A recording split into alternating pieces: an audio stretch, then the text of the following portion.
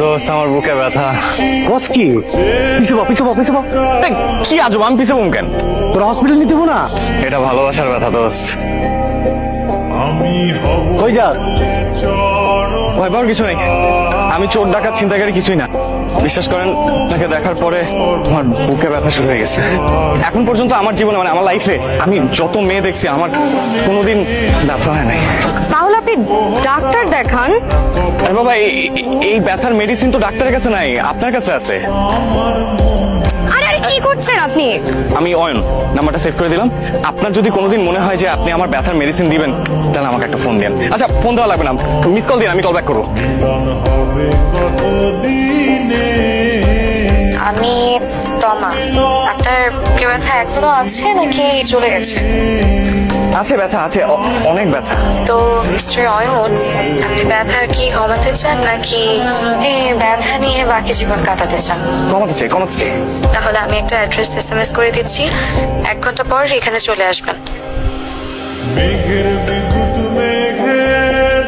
আমি বাড়ি থেকে পালিয়ে আসছি। পালিয়ে আসছেন কেন?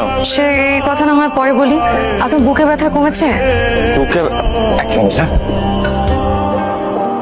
দোস্ত কই? বাসায় ঘুমাই। মেয়ে তো পালাই চলে আসছে। বাহ, মেঘনা চাটি বৃষ্টি। তো বিয়ে করে বাসায় নিয়ে যা, যারা দেখলে তোর ব্যথা ঠিক হয়ে যায়। পুরো ওষুধ কোম্পানিটা পেয়ে গেলি, ভালো না? বাসা থেকে রাগ করে বের হয়ে এসছি। কিচ্ছু হইব না, এই মায়া নিয়ে গেলে বাসার সবাই তোর উপরে খুশি হয়, ওটা আরো তোর পুরস্কৃত করবো। আচ্ছা ঠিক আছে, আসেন। কোথায় যাচ্ছি? ওঠেন, তারপর বলতেছি, আসেন। আসসালামু আলাইকুম।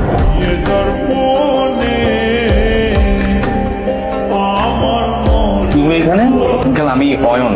তোমার নাম তো আমার শুনতে হবে না, তোমার আমি ভালো করে চিনি। আঙ্কেল, আপনার মেয়ে। তোমার? তুই আমার মেয়ে নিয়ে পালাইছস? আমার মেয়ে মাস্টার ছেলে নিয়ে পালাইছস? একটু কথাটা শুনুন। একদম চুপ কর। তুই এই ফালতু ছেলেটার সঙ্গে আমার মেয়ে পালাইছস? আঙ্কেল, আমি তোর মুখ আমি দেখতে চাই না। যা, এই বাড়ির দরজা আজ থেকে তোর জন্য বন্ধ। যা, কথাটা একটু শোনে না। একটা কথা আমি শুনতে চাই না। রাতে বলছিলি ওকে? ওকে ভাবি, ও তমা। আজকেই পরিচয় আমাদের, কয়টা দিন আমাদের বাসায় থাকবে আর কি। বাহ, একদিনের পরিচয় তুমি একটা মেয়েকে রাস্তা থেকে বাসায় নিয়ে আসছো? এই, এটা কি সরাইখানা পাইছো? এই তানভীরের আব্বা, এদিকে আসো। তোমার ভাই কাকে নিয়ে আসছে তুমি দেখো। কি রে অয়ন, কে এটা? ভাইয়া, ও ওই বাসা থেকে রাগ করে চলে আসছে, তো আমাদের বাসায় নিয়ে আসছি, কয়টা দিন থাকবে। খুব ভালো কাজ করছিস। তোর আগে এটা ভাবা উচিত ছিল এই বাসায় তোর নিজের থাকার জায়গা আছে কিনা। চলো।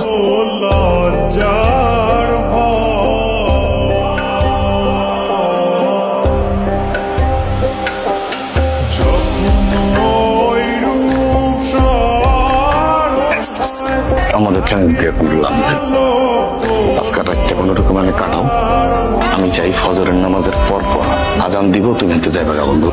আমি বুঝলাম কি করতেছিস না, কই যাবো এটা তার আমি জানি না। আমি তো তোমার কন্ট্যাক্ট করে আনে নিয়ে আইনি যে বন্ধু তুমি আও। আমি থাকি বেচেলার বাসায়, 2টা ফুল একটা মায়া, বাড়িওয়ালা যদি জানে কি কইব? আমি এই বিয়ে নিতে পারবো না, ওরা তো কি ভাববো তুয়া। তো পারি যাবো, তুমি বাল্লা মানুষ করবা, জীবনও পারবা না।